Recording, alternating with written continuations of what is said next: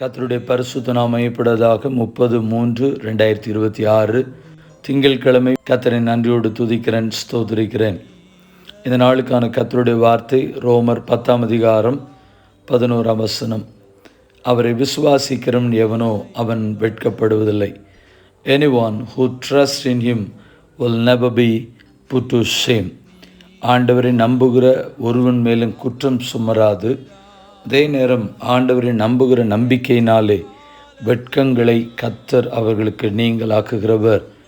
வேதத்தில் யார் வெட்கப்படுவதில்லை என்பதை குறித்து ஒரு சில வசனங்களை தியானித்து இந்த நாளையும் கர்த்தருடைய கரத்தில் ஒப்பு கொடுப்போம். கர்த்தரை விசுவாசிக்கிறவன் வெட்கப்படுவதில்லை. ஏசாயா 49:23 எனக்கு காத்திருக்கிறவர்கள் வெட்கப்படுவதில்லை. கர்த்தர் காத்திருக்கும் பொழுது வெட்கமில்லை. சங்கீதம் 34:5 சொல்கிறது, அவரை நோக்கி பார்த்து பிரகாசமடைந்தார்கள், இடமுகங்கள் வெட்கப்படவில்லை. ரோமர் 5:5 அந்த நம்பிக்கை, கர்த்தர் பேரில் வைத்திருக்கிற நம்பிக்கை வெட்கப்படுத்தாது.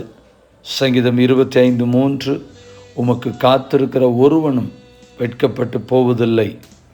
சங்கீதம் 71:3 கர்த்தாவே உம்மை நம்பியிருக்கிறேன், நான் ஒருபோதும் வெட்கமடையாதபடி செய்யும் என்று சொல்லப்படுகிற கர்த்தருடைய வார்த்தைகளுக்காய் கர்த்தரை துதிக்கிறேன், ஸ்தோத்திரிக்கிறேன்.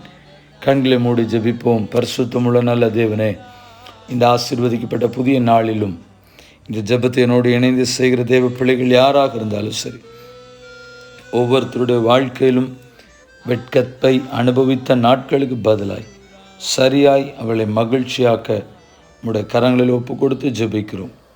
கர்த்தருக்கு மகிமை உண்டாகட்டும்.